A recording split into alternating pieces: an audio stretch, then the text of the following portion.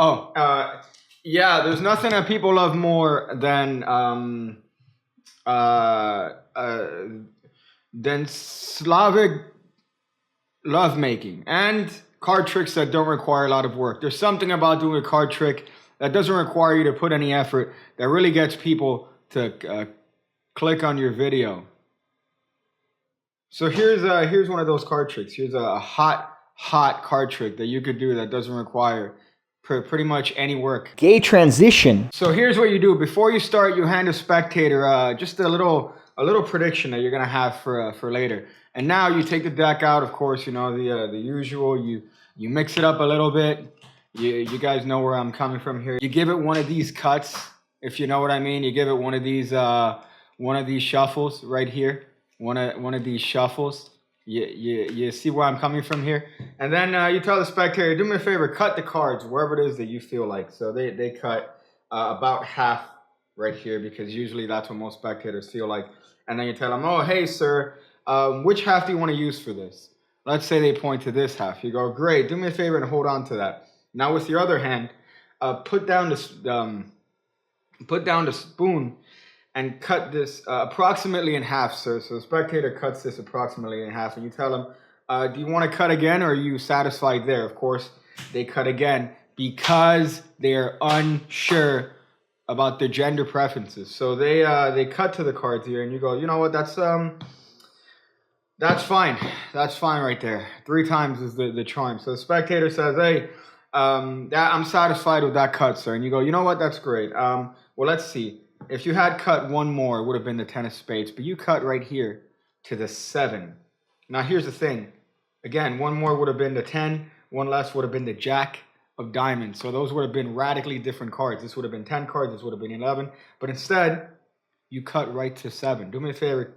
Deal 7 cards from the half that you chose onto the table. So they deal 7. That's 1, 2, 3, 4, 5, 6, 7. You go, turn over that last card you just dealt. Again, could have been radically different, but you landed on the 3 of spades. A random choice, sir. But look at the prediction. The spectator looks at the prediction, and they open it up. The anticipation builds here. And if you look, the prediction reads, the 3 of spades, the card you came to by chance.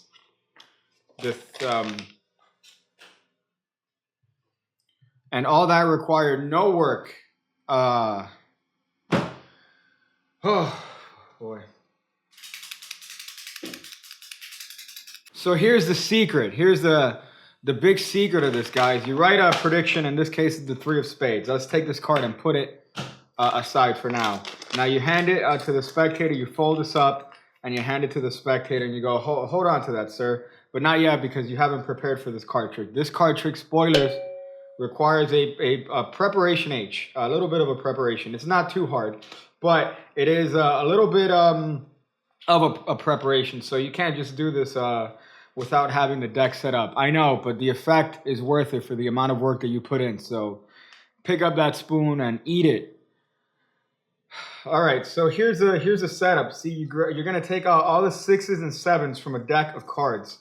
You're gonna take out all 8 of those cards, the 6s and the 7s here. So we have the 7s and all the 6s. We have all 8 of these cards. Now what you're gonna do is you're gonna put an X card in between each and every one of these cards. What's an X card? An X card is a card that doesn't matter. In other words, it's like that kid in school that claimed that he caught a Mew and he had Pokemon Blue, and he said, hey guys, I have a Mew. And you said, hey, that's not true. And then when somebody finally called him out on it, and he said, oh, you know what? I'm going to bring my Game Boy to school tomorrow, and I'm going to show you that I have Mew. And then it turns out that the next day, instead of bringing his Game Boy to school, what he does is that he says that his parents grounded him because the day before he got into a fight with a bunch of college kids. So they took away his Game Boy, and he can't bring the Mew. So you know what? He'll bring it next week. And next week, he actually... he dies. So you could never prove that he had the Mew. So the setup here is you have an X card in between each and every single one of those cards. You see the hotness here? This is the the hotness. So now that stack goes on the bottom. And if you haven't guessed it already, your 3 of spades goes 7th from the top of the deck. So that's 1, 2, 3, 4, 5, 6, and 7 right here. I'm going to leave it face up for posterity. So your setup, 3 of spades, which is the card that matches your prediction, 7th from the top of the deck here. An X card in between all the 6s and 7s on the bottom of the deck. And that's it. That's your setup. I mean, that's really not that bad, and you have a self-working, easy trick you could do anytime, anywhere that allows you to show your prowess over the future here. And people say, wow, hey man, if you can predict the future, why not 9/11? Say, do me a favor, sir, cut the cards. And here's where the spectator happens to start the trick here. So you give a little bit of a false shuffle. You notice these are false shuffles. These are false cuts. You figured that by the fact that everyone does those. Now you have the spectator cut the cards about half. And of course, at this point, you're going to ask them to pick whichever half they want. It doesn't matter which half they want, because we're going to go with the good old magician's choice. So let's say they point to this half. You go, great, do me a favor and hold on to that. If they point to this half, you go, great, we're going to use this one then. Do me a favor, hold on to that. You see what I did? Either way, they're holding on to this packet. They're going to be holding on to the packet with the 3 7th down from the top, regardless of whichever half they choose, showing them that in life, whatever decisions they make are not truly their own. So they hold on to this half, regardless of whichever half they pick. And now you tell them to cut this packet in approximately half. Here's the ingenuity though.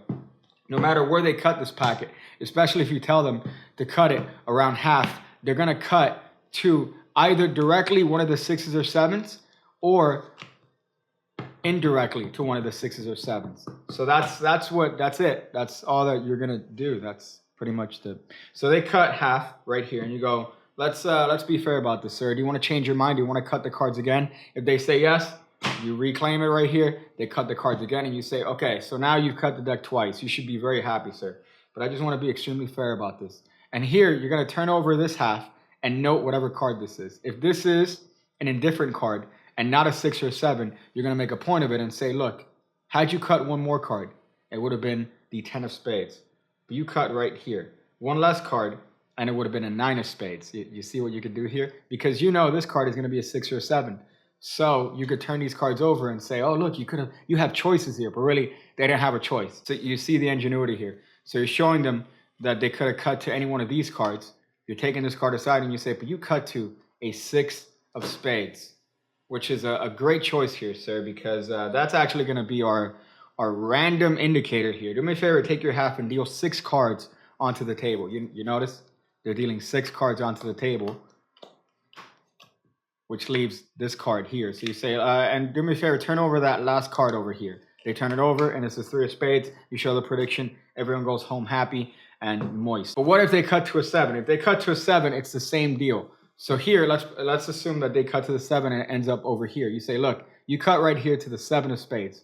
One less card, and it would have been the ace of spades. One more card, and it would have been the 9 of clubs. So you're able to show the card directly above and below it because of your lovely setup here. So now you show and say, but you cut to the 7 of spades. Do me a favor and deal 7 cards onto the table. They deal 7 cards onto the table. And of course, you tell them to turn over the last card that they dealt to. So if they pick a 7, you just have them deal 7 cards on the table and turn over that card. If they deal 6, you have them deal 6 cards onto the table, and then you have them turn over the card that's in their hand. And of course, it's gonna match your prediction. It's gonna match your prediction card.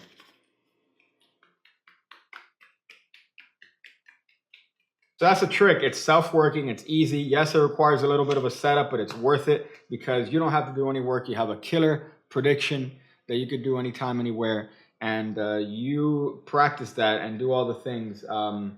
That's the 76 trick. There you go. It's hot and fresh and ready for you. I'm gonna go figure out different ways to ingest a card box and not have to wipe. See you again when I see you again. When I see you again. When I see you again. When I see you again. When I see you again. When I see you again. When I see